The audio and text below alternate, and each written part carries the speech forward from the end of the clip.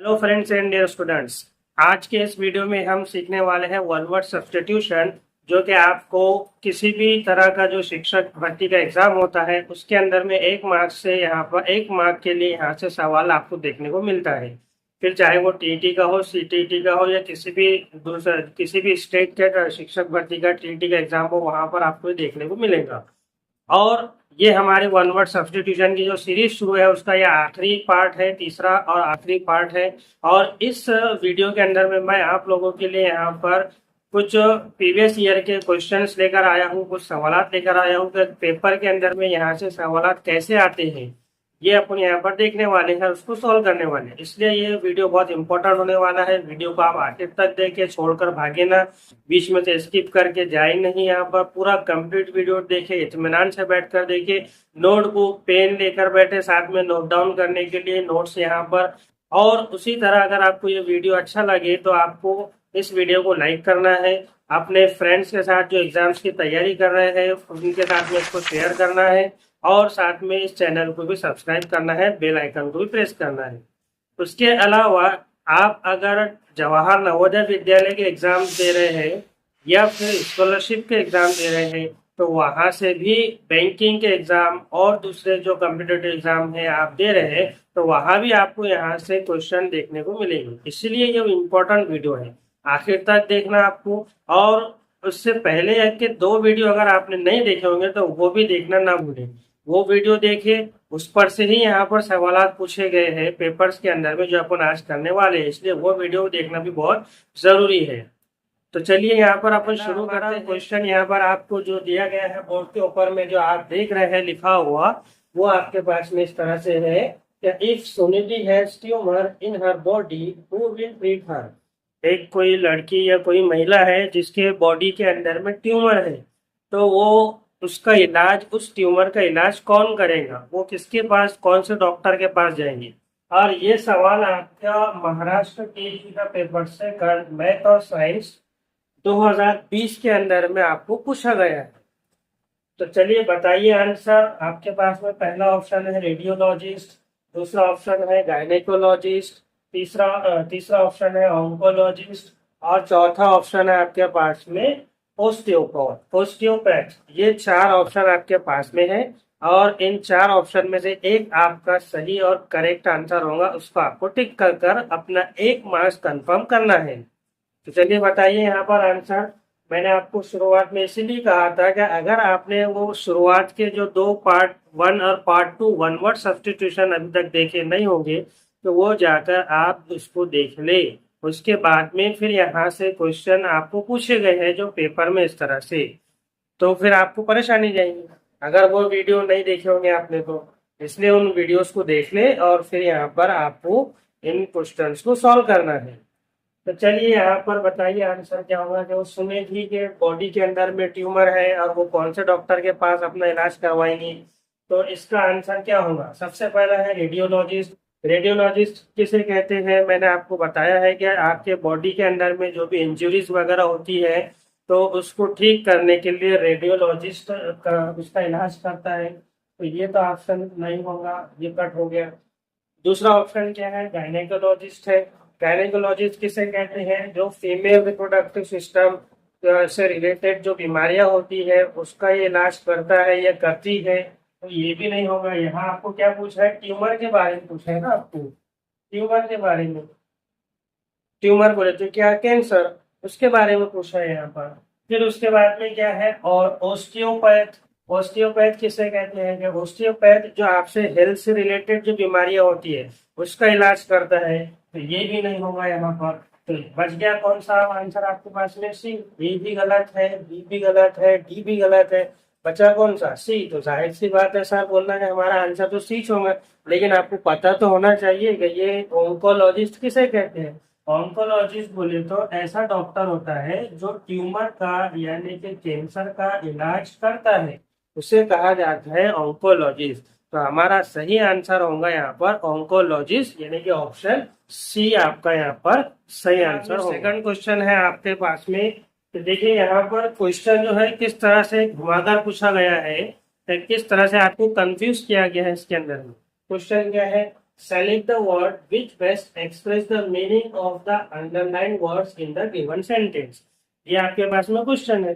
अब सेंटेंस क्या है, ये है आपके पास में सेंटेंस, और इसमें क्या बोला है कि आपको सेलेक्ट करना है वर्ड को जो इस अंडरलाइन जो सेंटेंस है यहाँ पर आपको दिया हुआ गिवन सेंटेंस में इस अंडरलाइन का उसको आपको मीनिंग को वो बराबर से एक्सप्रेस करता है, इसको आपको यहाँ पर बताना है।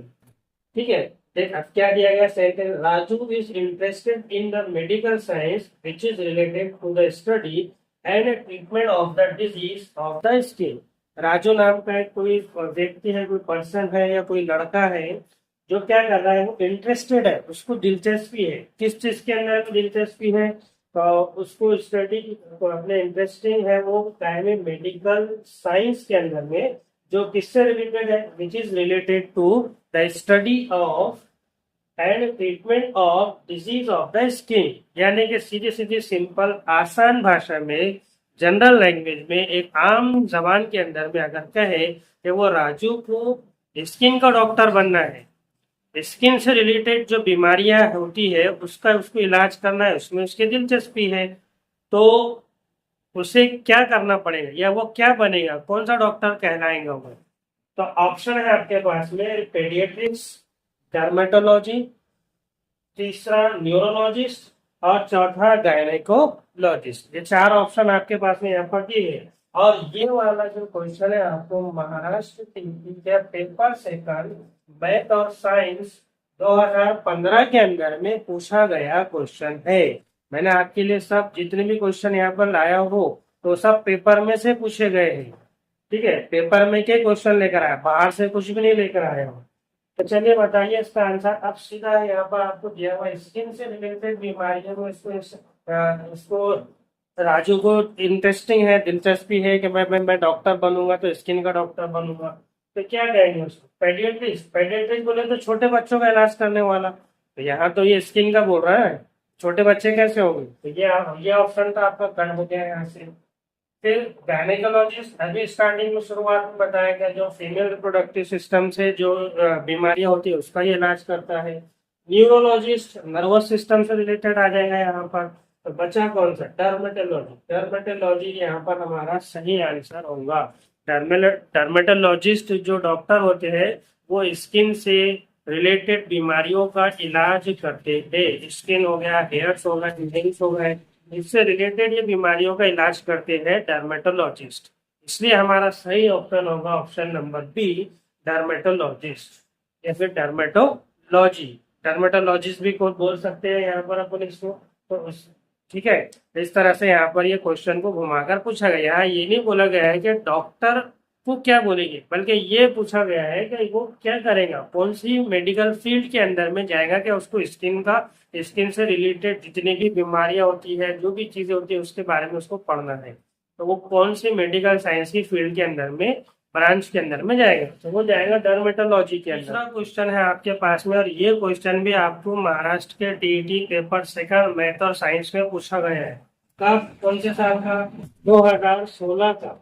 2016 में जो पेपर हुआ था आपका, उस टाइम पर उस पेपर के अंदर में सेकंड पेपर में मैथ साइंस के अंदर में सवाल आ चुका है।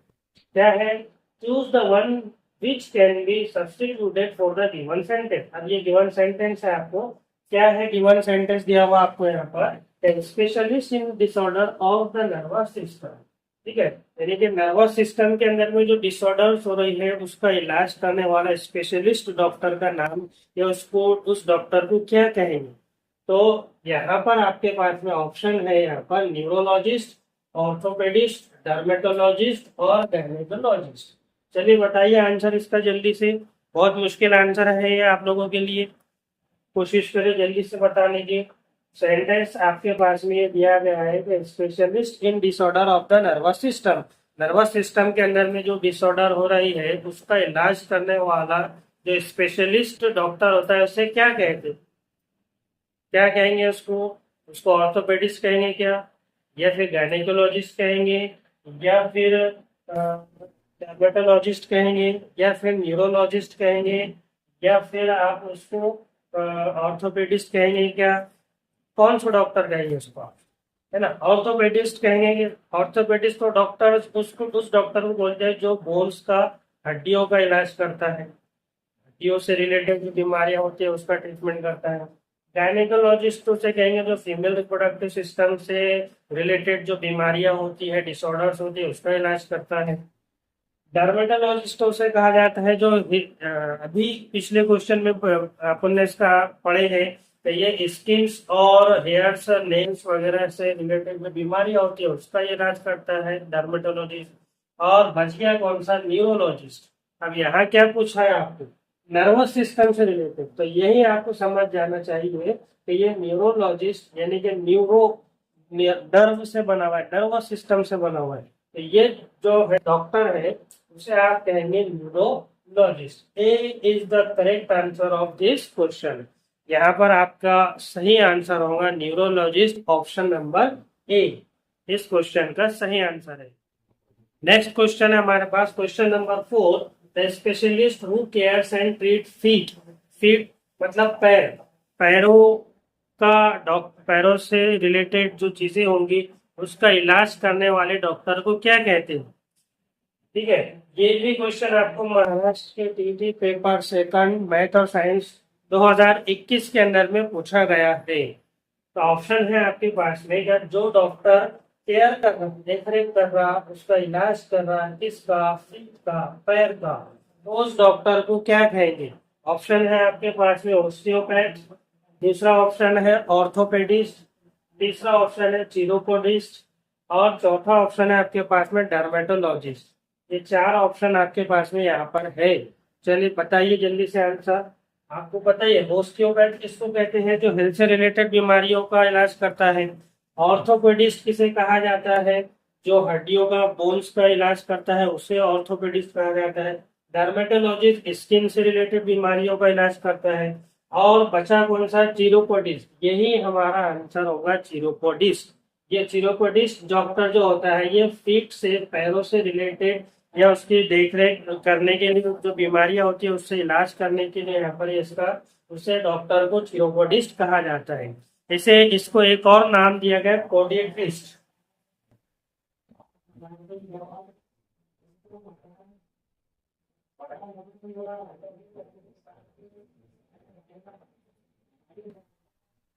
चिरोपोडिस्ट को एक और वर्ड है पोडिएट्रिस्ट, ये भी कहा जाता है। आपको ऑप्शन में ये पूछा गया, अगर ये ऑप्शन में आया तो यहाँ पर आप इसको भी टिक कर सकते हैं।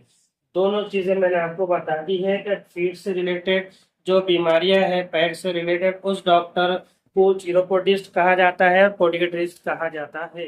अब इस क्वेश्चन को देखें आप यहाँ पर, ये क्वेश्चन थोड़ा आपको डिफिकल्ट पूछा गया है। अभी तक तो जो क्वेश्चन थे वो आप लोग देख रहे थे, आपको मेडिकल स्पेशलिस्ट के बारे में बताए गए थे, लेकिन यहाँ पर अब आप देख रहे हैं क्वेश्चन, जरा पढ़े इसको। Which one of the following pair is not correctly match, मतलब आपको यहाँ नेगेटिव पूछा गया है, नॉट करेक्टली मैच, मतलब आपको ये इसमें से कौन सा करेक्टली मैच नहीं है वो आपको यहाँ पर पहचानना है। As a one word substitution, ठीक है, फॉर द गिवन फ्रेज, कहाँ से फ्रेज, ये फ्रेज पूछे गए आपको, और इनमें से जो फ्रेज की जोड़ी गलत है वही आपका आंसर होगा।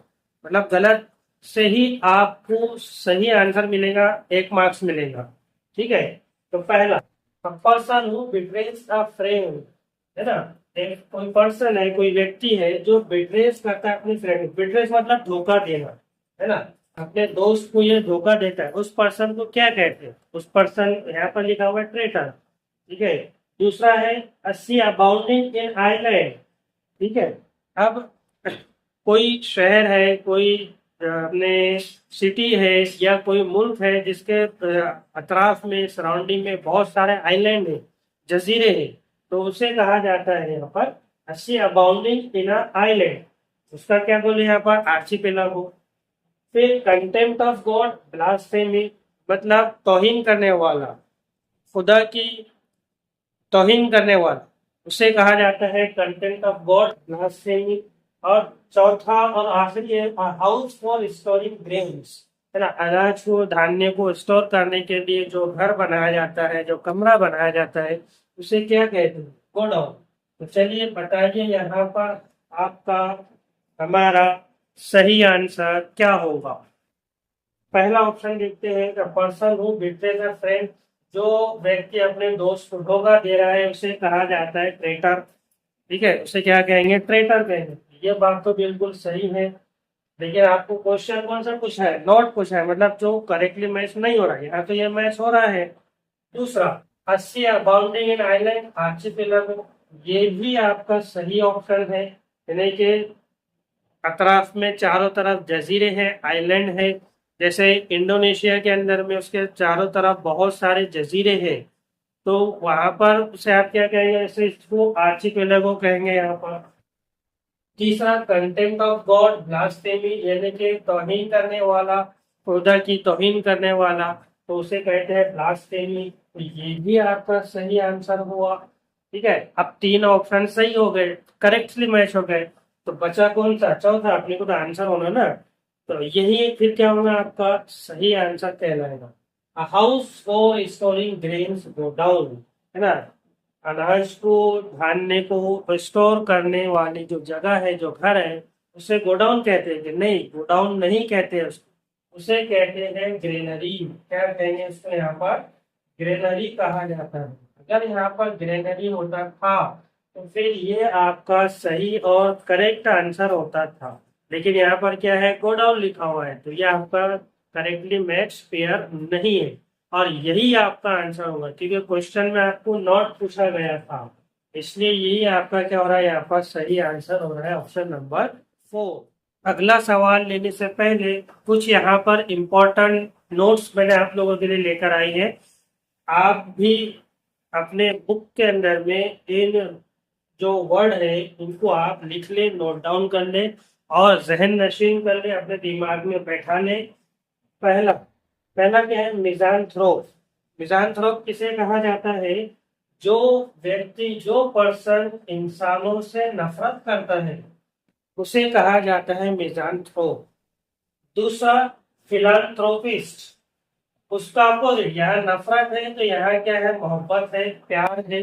इंसानों से मोहब्बत और प्यार करने वाले शख्स को फिलांथ्रोपिस्ट कहा जाता है।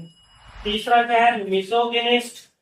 औरतों से नफरत करने वाला। अब आप बताओ कौन है ऐसा जो औरतों से नफरत करता है ना। यहाँ पर क्या पूछा गया आपको? मिसोगिनिस्ट, औरतों से नफरत करने वाले व्यक्ति को, पर्सन को मिसोगिनिस्ट कहा जाता है। ऑप्टिमिस्ट, पूर्ण उम्मीद शख्स, जिसको उम्मीद है ना, कोई किसी भी चीज के अच्छा होने की, काम की, कि उसको पूरी पूरी उम्मीद रहती है, उस शख्स को कहा जाता है ऑप्टिमिस्ट। इस तरह से। फिर उसके बाद में पेसिमिस्ट। पेसिमिस्ट मतलब मायूस शख्स, जो मायूस रहता है, उदास रहता है, गमगीन रहता है, उसे कहा जाता है पेसिमिस्ट। फिर है फिलेटेलिस्ट। फिलेटेलिस्ट तो उस शख्स को कहते हैं डाक टिकटों का शौकीन, मतलब इसको शौक रहता है टिकट जमा करने का। कौन से टिकट? डाक टिकट। उसे कहा जाता है यहाँ पर फिलाटेलिस्ट। जैसे आपने छोटे बच्चे को देखे होंगे कि वो बहुत सारे कुछ ऐसी चीजें रहती है खेलने की, छोटी छोटी पत्थर या कुछ भी कड़े, वो जमा करके रखते हैं कि नहीं हम खेलेंगे, हमको काम में आएगा ये, ऐसा बोलते हैं वो बच्चे। तो यहाँ पर फिलाटेलिस्ट उसे कहते हैं जो डाक टिकटों को जमा करने का शौकीन होता है, वो जमा करके रखता है। उसी तरह न्यूमिस्मेटिस्ट, ये सिक्के जमा करने वाले भी कहते हैं, सिक्के कॉइन्स जमा करने वाले। कुछ लोग रहते हैं जो पुराने जमाने के सिक्के भी अभी तक जमा करके रखते हैं, बहुत सारे है ऐसे जो सिक्के जमा करके रखते हैं, नोट्स वगैरह जमा करके रखते हैं, है ना। तो उन्हें कहा जाता है न्यूमिस्मेटिस्ट। फिर है बाइब्लियोफाइल, किताबों से मोहब्बत करने वाले को कहा जाता है। जिसको किताबों से मोहब्बत होती है, उसको पढ़ने का बहुत शौक होता है, उसे कहा जाता है यहाँ पर बाइब्लियोफाइल। और ऐसा कहा भी गया है कि इंसान की सबसे अच्छी दोस्त जो है वो उसकी किताबें होती है, उसकी बुक्स होती है। और लास्ट में फेमिनिस्ट। फेमिनिस्ट मतलब खवातीन के मसावी हकूक का हामी शख्स, जो इस चीज की, इस बात की पैरवी करता है कि भाई हाँ, खवातीन को, महिलाओं को भी बराबर के हुकूक होने चाहिए, देना चाहिए। मसावी, मसावी मतलब बराबर, हुकूक मतलब राइट्स, ये देना चाहिए खवातीन को भी। तो उस पर्सन को, उस व्यक्ति को फेमिनिस्ट कहा जाता है। तो ये कुछ इम्पोर्टेंट यहाँ पर नोट्स है, कुछ वर्ड है, उनके मतलब, उनके मीनिंग है, जो मैंने यहाँ पर आप लोगों को लिख कर दिए। आप इसको आपकी नोटबुक के अंदर में लिख ले, पढ़े, याद करें। अब इस पर से कैसा क्वेश्चन आया है तो वो यहाँ पर आप देखते हैं। क्वेश्चन नंबर 6 जो आपको मैंने अभी जो इम्पोर्टेंट नोट्स बताया था उस पर से पूछा गया सवाल है। क्या है सवाल आपको? Which of the following pair is not correct match. मतलब ये भी आपको नेगेटिव क्वेश्चन है, और नेगेटिव क्वेश्चन से ही आपको 1 मार्क्स मिलेगा अगर आप सही पहचानेंगे तो, है ना। Correctly match as one word substitution, ठीक है। इसमें से आपको पहचानना है कि कौन सा वो पेयर है जो करेक्टली मैच नहीं हो रहा, वही आपका सही आंसर होगा। और जो करेक्टली मैच हो रहा तो वो तो फिर आपका, अगर आपने उसको टिक करे, आपका जो 1 मार्क्स है वो यहाँ से आपके पास से, आपके हाथ से पानी की तरह निकल कर बह जाएगा, है ना। इसलिए सही आंसर आपको बताना है। क्या है? वन हु हेट मैनकाइंड, है ना। मैनकाइंड हेट, नफरत करने वाला, इंसानों से नफरत करने वाला किसे कहते हैं? मैनकाइंड। अपने मिज़ानथ्रोप, उसका सही यहाँ पर दिया गया है, ठीक है। दूसरा, one who help the poor and needy, जो गरीबों की और जरूरतमंदों की जो मदद करता है उसे कहा जाता है फिलैंथ्रोपिस्ट, ठीक है। ये दूसरा ऑप्शन है। तीसरा, वन हु कलेक्ट और स्टडी स्टैम्प, है ना, उसे कहा जाता है फिलाटेलिस्ट। और चौथा, वन हु हेल्प वुमन, उसे कहा जाता है फिलांडरर, है ना, फिलांडरर। अब बताइए इसमें से सही आंसर क्या होगा? आपको सही बोले तो निगेटिव ऑप्शन पहचानना है आपको, जिसकी करेक्टली मैच यहाँ पर पेयर नहीं होती है, उसको आपको पहचानना नहीं, है ना। पहला ऑप्शन क्या है कि जो व्यक्ति, जो पर्सन इंसानों से नफरत करता है उसे मिज़ानथ्रोप कहा जाता है, ये तो बिल्कुल सही है, करेक्टली पेयर है, ये करेक्टली मैच है ना। जो यहाँ पर इंसानों से नफरत करता है उसे कहा जाता है मिज़ानथ्रोप। अगर आपने वो नोट डाउन कर लिए होंगे तो वहां से देखकर आप बोल सकते हैं यहाँ पर इसका आंसर, ठीक है। Important notes, one who help the poor and needy, है ना, जो गरीबों की और जरूरतमंदों की जो मदद करता है उसे कहा जाता है फिलांथ्रोपिस्ट, ये भी सही बात है, ठीक है। और तीसरा ऑप्शन है वन हु कलेक्ट और स्टडी स्टैम्प। अभी बताया मैंने आपको, डाक टिकटों को जमा करने का शौकीन, स्टैम्प वगैरह को, ठीक है, तो उसे कहा जाता है फिलेटेलिस्ट, ये भी बिल्कुल सही है। अब बच गया कौन सा? Option number D. तो ऑप्शन नंबर डी गलत है, मतलब करेक्टली पेयर नहीं है। तो फिर यही हमारा क्या होगा? सही आंसर होगा। और यहीं से आपको क्या होगा? 1 मार्क्स यहाँ पर आपको मिलेगा। फिर क्या पूछा? वन हु हेट वुमन, जो महिलाओं से, औरतों से नफरत करता है उसे क्या कहते हैं? उसे कहते हैं फ्लैंडरर। नहीं, फ्लैंडरर नहीं कहते उसको, उसे कहते हैं मिसोगिनिस्ट। उसे क्या कहते हैं? मिसोगिनिस्ट कहा जाता है। जो महिलाओं से, औरतों से नफरत करता है तो उसे मिसोगिनिस्ट कहा जाता है, फ्लैंडरर नहीं कहते हैं उसे।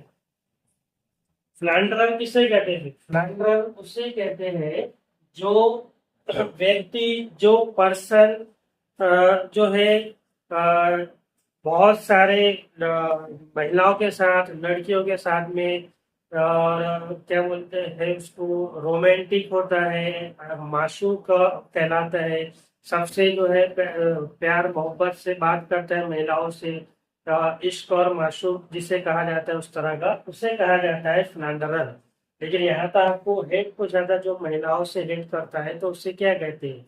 उसे मिसोगिनिस्ट कहते हैं। लेकिन यहाँ पर ये जोड़ी सही नहीं है, मैच नहीं हो रही है, इसलिए यही आपका सही आंसर है। यहाँ पर कुछ इंपॉर्टेंट गवर्नमेंट फॉर्म्स दिए गए हैं, ये मैंने इसलिए लेकर आया हूँ ये भी यहाँ पर, कि यहाँ से भी आपको पेपर में वन वर्ड सब्स्टिट्यूशन के ऊपर में क्वेश्चन पूछा गया है, ठीक है। तो इसीलिए ये भी इम्पोर्टेंट है, और आप इसको अपनी बुक के अंदर में नोट डाउन करते हुए चले। पहला क्या है? डेमोक्रेसी, यानी कि अवाम की हुकूमत, जमहूरी हुकूमत, लोकतंत्र जिसे कहा जाता है, ठीक है। दूसरा, मोनार्ची प्लस ऑटोक्रेसी, ये दोनों एक ही, इन दोनों वर्ड का मतलब एक ही होता है। क्या होता है? एक शख्स की हुकूमत, यानी कि बादशाह वाली हुकूमत। क्या बादशाह रहेगा और वो पूरे इस पर, पूरे देश पर, पूरे गांव पर इस पर हुकूमत करेगा, उसे कहा जाता है मोनार्ची। और ऑटोक्रेसी, एक शख्स की हुकूमत। तीसरा एरिस्टोक्रेसी, उमरा और रईसों की हुकूमत। जो बड़े लोग हैं, रईस है, अमीर है, तो वो लोग यहाँ पर हुकूमत करते हैं, तो उन्हें कहा जाता है एरिस्टोक्रेसी। फिर उसके बाद में ब्यूरोक्रेसी। ब्यूरोक्रेसी का मतलब है सरकारी अफसरान की हुकूमत। जो सरकारी लोग हैं, सरकारी अफसरान हैं, तो उनकी यहाँ पर जो है हुकूमत, उसे कहा जाता है ब्यूरोक्रेसी। फिर एनआरची कहा गया है यहाँ पर, हुकूमत का ना होना, मतलब हुकूमत नहीं होगी यहाँ पर, तो उसे कहेंगे यहाँ पर एनआरची कहेंगे। फिर ऑटोनॉमी। ऑटोनॉमी यानी कि खुद मुख्तार हुकूमत, यानी कि जो ऐसी हुकूमत जो अपने फैसले खुद से करती है आज़ादी के साथ में, उसे कहा जाता है खुद मुख्तार हुकूमत, ऑटोनॉमी। अब ये थे कुछ गवर्नमेंट के इम्पोर्टेंट फॉर्म जिसके बेस पर आपको क्वेश्चन पूछा गया है टीटी के एग्जाम में। अब वो क्वेश्चन यहाँ पर अपन देखते हैं। सवाल है और ये सवाल आप लोगों के लिए होमवर्क है। आप लोग इसका आंसर मुझे कमेंट में बताएंगे। मैंने आपको हिंट दे चुकी है इम्पोर्टेंट गवर्नमेंट फॉर्म के अंदर में, वहां से आप ढूंढकर इसका सवाल, इस सवाल का आंसर आप दे सकते हैं। क्वेश्चन क्या है? सेम क्वेश्चन है आपका, negative question. Which of the following pair is not correctly match? कौन सी पेयर इसमें से यहाँ से करेक्टली मैच नहीं हो रही है, वो आपको आंसर बताना है। ऐसे वन वर्ड सब्स्टिट्यूशन। तो पहला अब्सेंस ऑफ गवर्नमेंट, मतलब गवर्नमेंट नहीं है, तो उसका यहाँ पर दिया गया एनर्जी। दूसरा government by the nobles, autonomy. तीसरा government by the one, autocracy. चौथा government by the officials, bureaucracy. और ये सवाल आपको महाराष्ट्र के टीटी पेपर सेकंड मैथ्स और साइंस का जो पेपर हुआ था 2021 के अंदर में, उसमें आपको ये सवाल पूछा गया है। आप इसका आंसर मुझे कमेंट में बताएंगे। तो ये था हमारा आज का सेशन, यहाँ पर एंड होता है। वीडियो आपको कैसा लगा कमेंट करके जरूर बताएं, और अपने दोस्त अहबाब के साथ जो एग्जाम्स की तैयारी कर रहे हैं, कॉम्पिटिटिव एग्जाम की, शिक्षक भर्ती की, नवोदय विद्यालय की, स्कॉलरशिप की, जो भी आप एग्जाम्स की तैयारी कर रहे हैं, आपके दोस्त कर रहे हैं, उनके साथ में इस वीडियो को शेयर करें। सब्सक्राइब करना ना भूलें इस यूट्यूब चैनल को, वीडियो को लाइक करें, और साथ ही साथ अपने दोस्तों के साथ में भी इस वीडियो को शेयर करते जाएं।